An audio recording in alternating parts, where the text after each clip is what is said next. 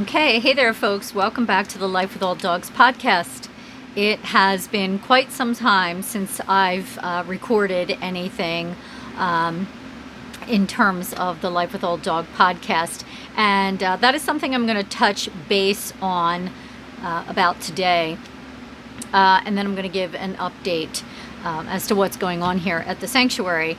So this is the last episode for season 9. It was a very short season.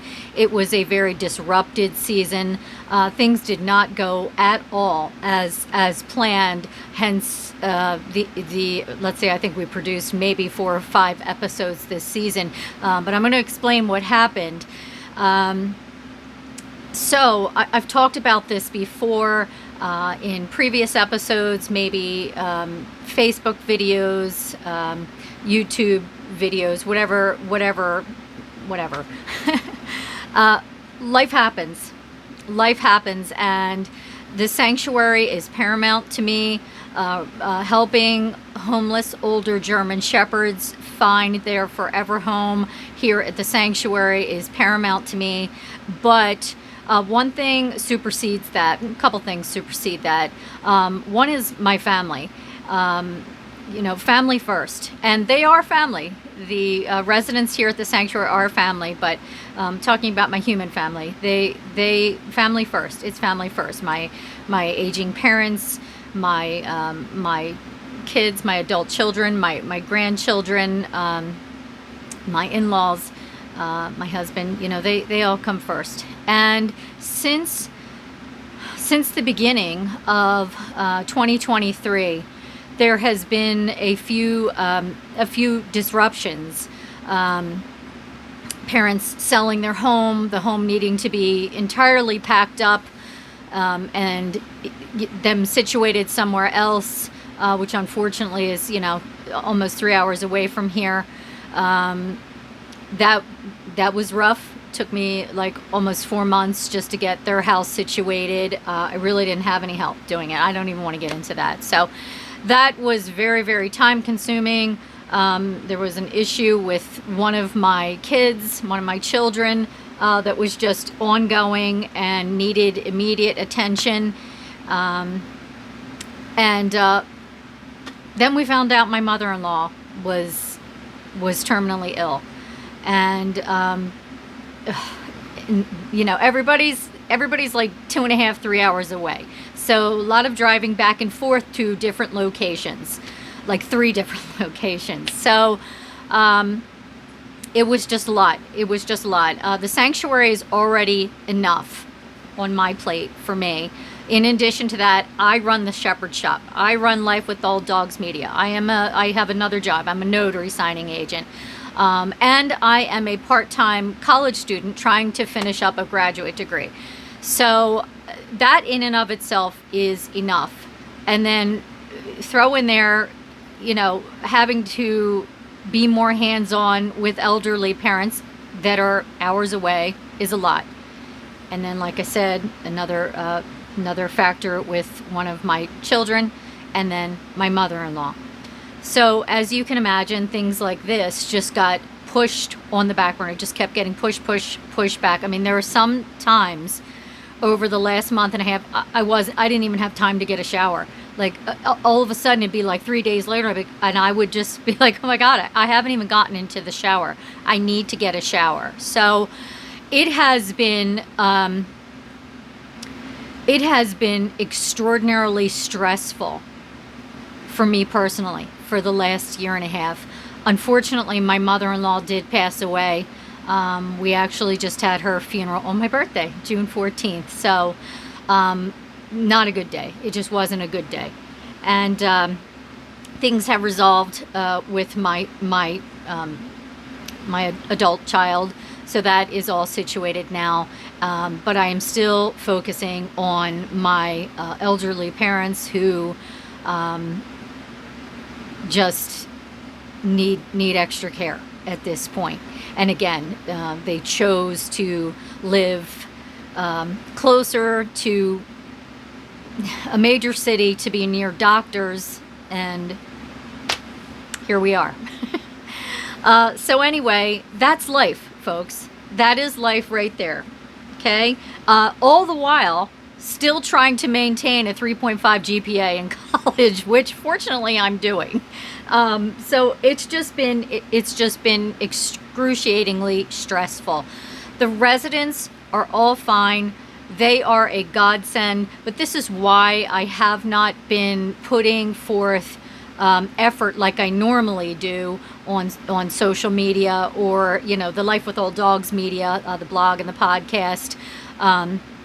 I am getting back to that now, but I just wanted you to understand why I haven't been as available as I typically have been. And I think most of you can relate. I do. I think most of you can relate.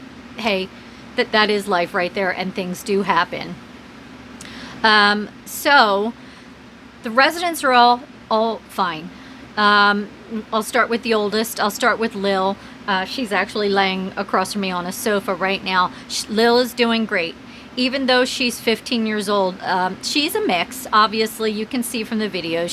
She may have some German Shepherd in her, but it was one of those things where we were kind of duped. It's hard to tell how big a dog is based on pictures, but it doesn't matter. It's all good. We've been in this situation before where we've taken mixes. We had Smokey, who was a mix, and a few others. It's fine. Misty, she was another. It's all good. So Lil is doing well. She has mechanical issues with her hips. It's not hip dysplasia. I don't know if she was in an accident or something like that when she was younger, but her back end is very stiff and she really doesn't bend her knees very much. She does have arthritis, but again, this was diagnosed through diagnostic imaging as a mechanical issue. So she's on carprofen, she takes CBD oil, I do the golden paste, all that stuff to try to high quality fish oil, such as krill or green-lipped mussel. I do all of that for all the residents really, but particularly those who have joint and mobility issues. So she is really, really well. She has a great diet. She loves to play. She's a little bossy. She's a little bossy, which makes me kind of fearful of bringing another resident in right now, because Lil is bossy and she'll snap. She doesn't really have good teeth, but she will snap and she'll bark right at another resident's face. So that's something I'm going to have to think about moving forward, how I'm going to work my way around that, because the other residents just tolerate her, or they'll Sasha thinks she's playing, so she'll engage. But a new resident, I don't know how that's going to go. So, but Lil is good. Moving on to Brutus, who is 14 years old now. There has been some changes in Brutus. His diet is very good. He's still eating. He still loves treats. He is primarily sedentary at this point in his life. He has trouble getting up now, to the point that I have to use, a harness to help him get up, and then if I don't hold him, he slides back down. If he tries to get himself up off of his bed when he has really good traction from like blankets and stuff like that, sometimes he might poop. Like poop is forced out. He doesn't know he's doing it. That is very, very typical of geriatric dogs, especially larger dogs. When they have feces in their bowels and they go to get up off the ground and they're using their stomach muscles to push, sometimes it just comes out. It is nothing to scold the dog for. They don't know. A lot of the time when they realize something's there, you can see they're just mortified and they're trying to get away from it. So if you're in a situation like this, please don't scold the dog.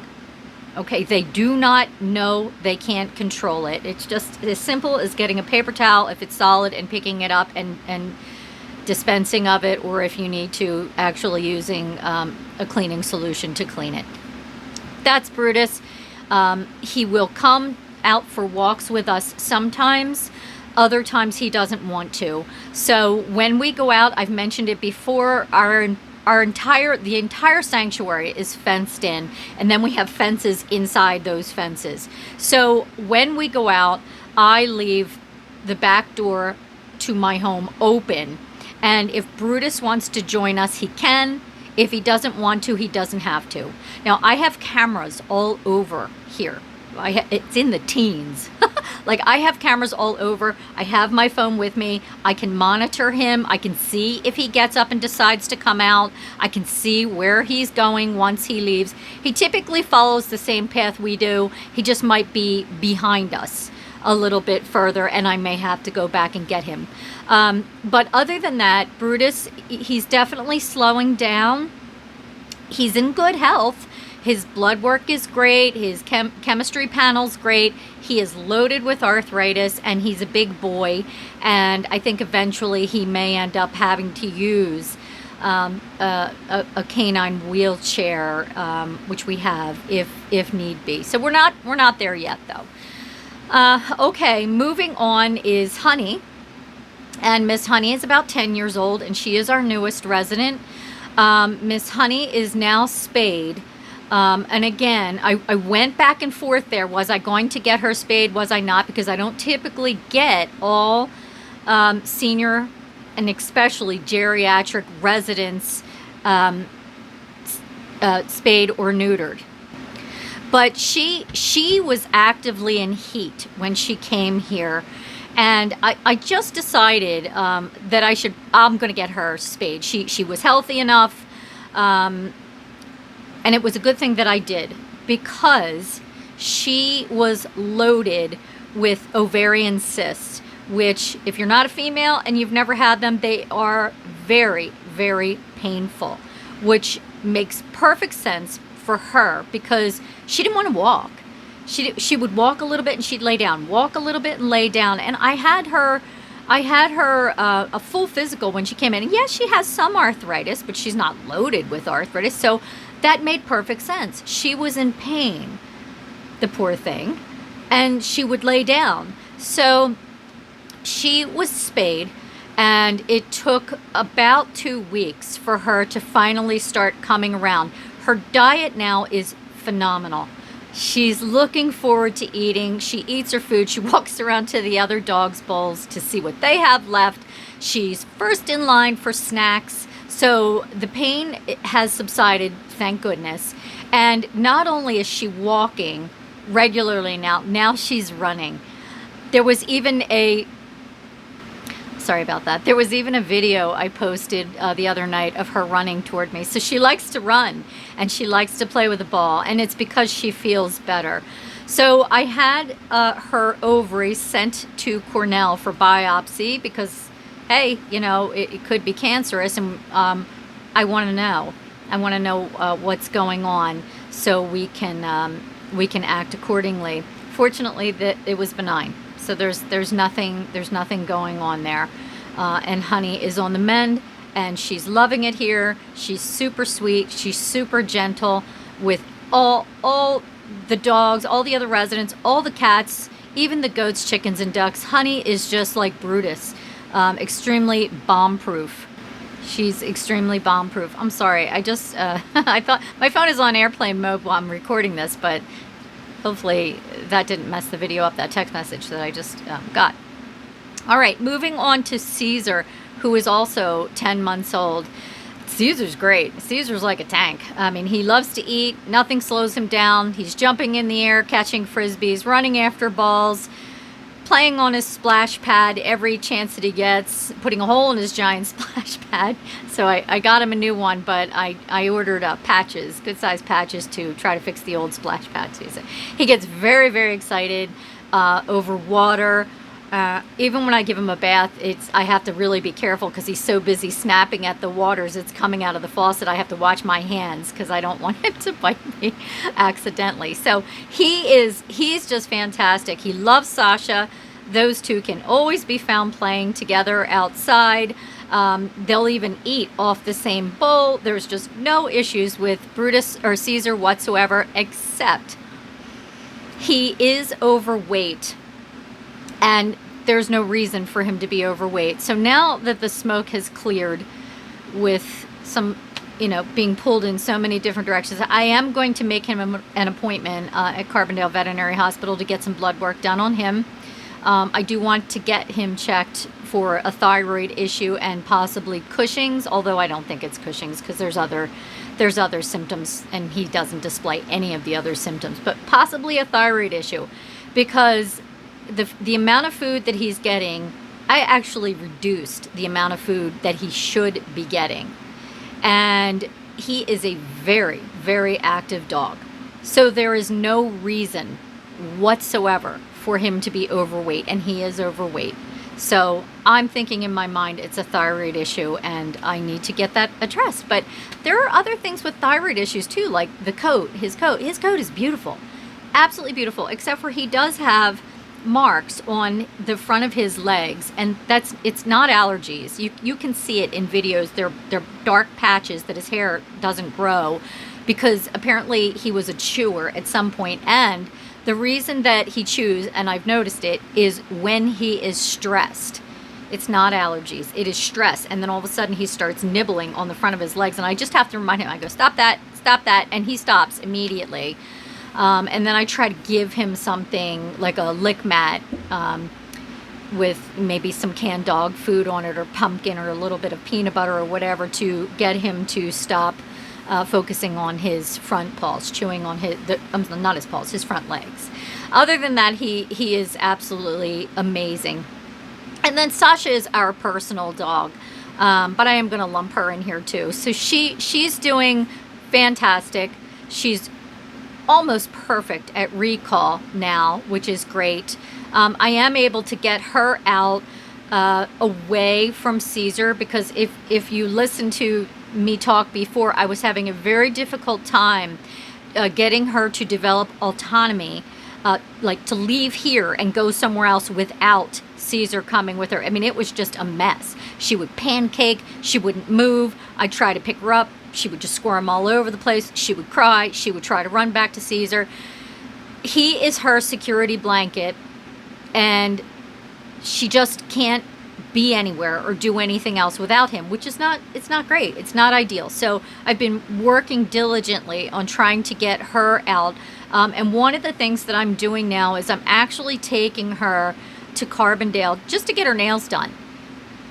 I'm gonna go every so many months just to get her nails done, and then after we're done getting her nails, I take her to Tractor Supply. I let her walk around, pick out a toy if she wants, and then there's a McDonald's right in the parking lot, and I get all of them like a 20-piece chicken nugget, and then I bring it back and everybody gets chicken nuggets. So I'm trying to get her to realize this is a good thing, and to develop autonomy and confidence that she needs when she's alone. Other than that, she is actually in heat right now. Sasha is 10 months old, and I am not having her spayed. I'm going to get her spayed around 18 to 24 months. It has been proven now that it is better to wait to get them spayed and neutered until 15 months, 2 years old, right around there, because their hormones help their bones and joints, and it reduces problems in the future with arthritis and certain cancers and things of that nature. So she's in heat right now, and that's a little bit of a challenge, but it's not that bad. It's not that bad. But other than that, she's doing very well. So everybody here is doing well. I have not taken on any new residents yet for obvious reasons.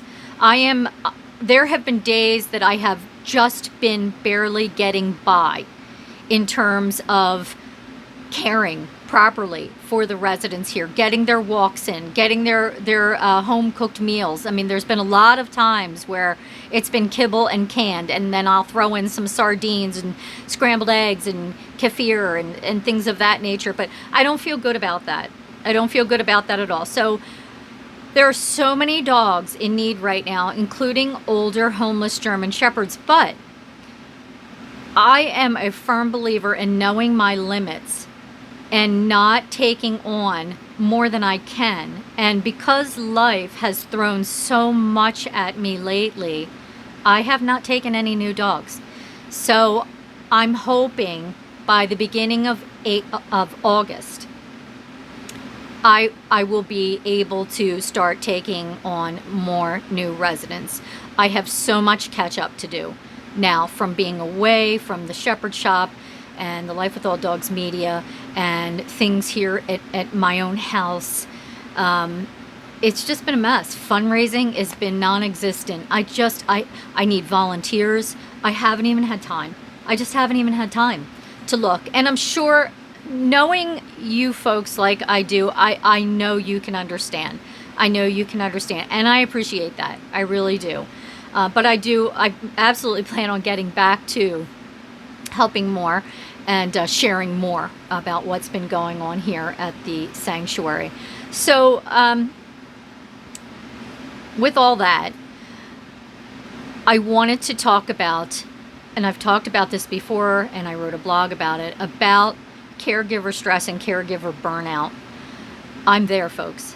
I am 100% there. I am so there. A lot of the days I just walk around crying. I am just so there.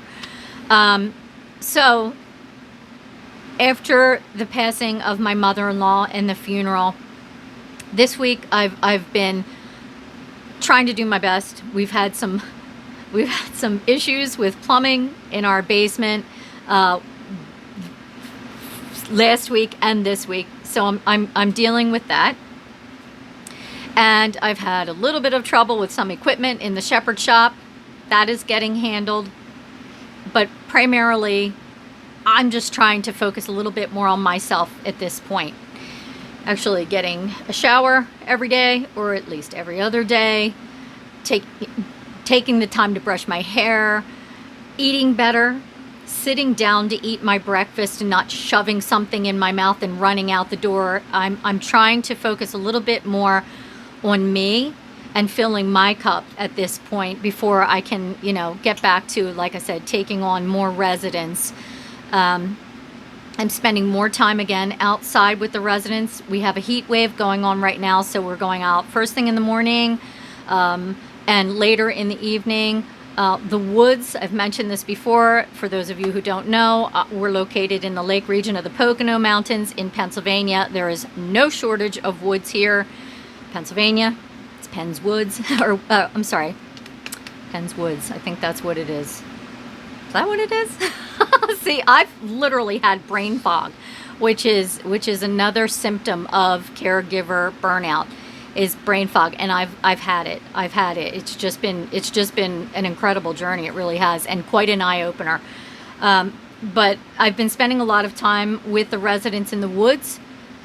Sometimes I'll find a boulder and I'll just sit down on it and just reflect, or look at, the sunset or even the sunrise through the trees, which is an absolutely majestic view if you've never seen it. If you are sitting in woods and the sun is rising or the sun is setting and it's shining through the trees it's just breathtaking. So I am just forever grateful for things like that, because it helps center me. I've mentioned before numerous times, I've not hit it, that I am a neurodivergent.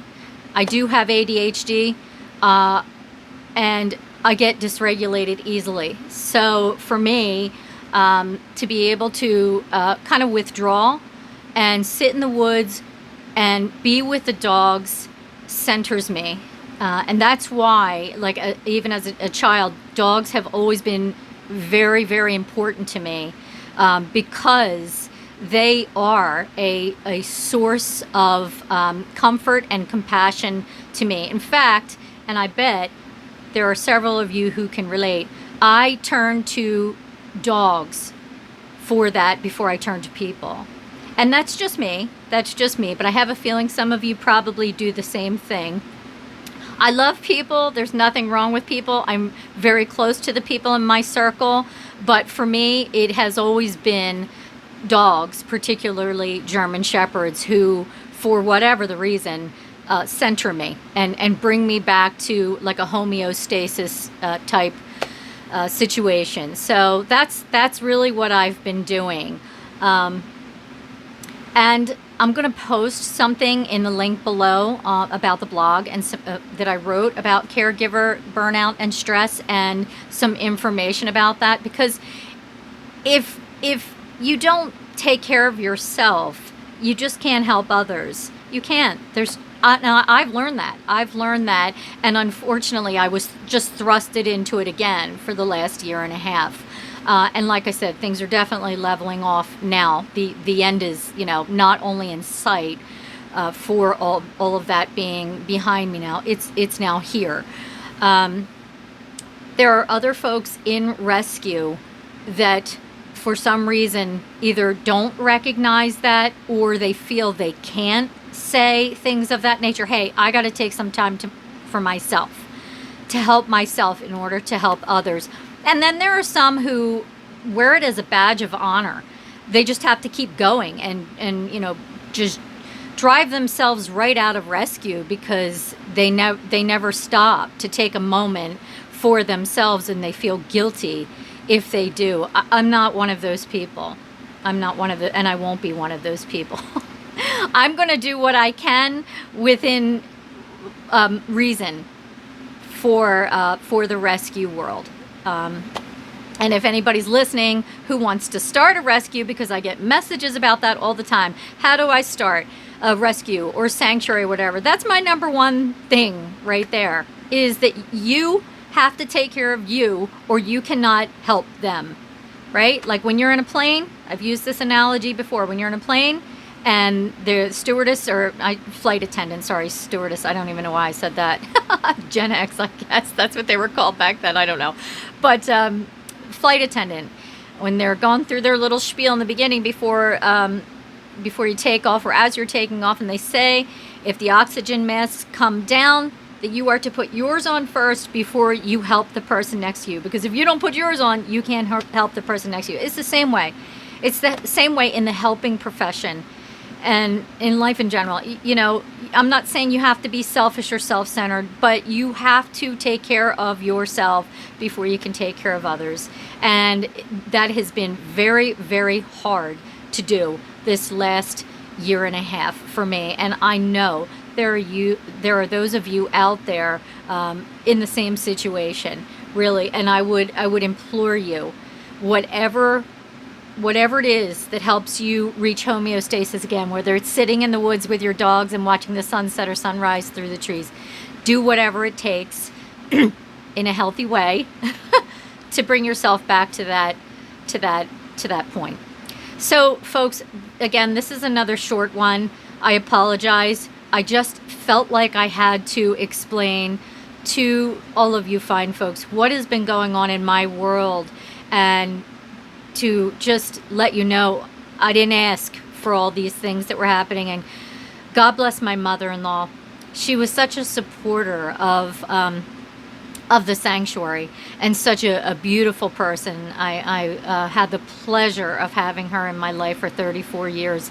And there are those out there who have their mother-in-law stories to tell. And mine was just an absolutely beautiful person inside and out. And she changed my life forever for the better. So I hope she is here, and I hope she is checks in on us here at the sanctuary every once in a while and sends us a little message that she is here. And she is still supporting us. And I know she is. So, all right, folks, next season, the first episode is going to be essential oils for older dogs, how you can incorporate medicinal grade essential oils into your toolbox for keeping your senior fur friend living a happier, healthier, longer life. So I'm looking forward to that one, and I hope you are too. And I just want to say one more thing. If there's something that you want me to do a podcast about, or somebody you want me to have on to chat with on the Life with Old Dogs podcast, send me a DM. Get in touch with us on Facebook through Woody's Place Senior German Shepherd Sanctuary, Instagram, even TikTok. You can always contact us at wpsgss.org, the contact form there, or even Gmail, wpsgss@gmail.com, and just tell us who you would like to have on. And the individual who helps me with the podcast, she'll start researching it, and we'll have that person on or cover that topic. So I would love to hear your thoughts on that. And that's about it. Okay, so until next time, be well. Oh, I'm sorry, one more thing. We are taking a little bit of break over the summer. I think we're going to be back again in mid-August. All right, folks, thank you.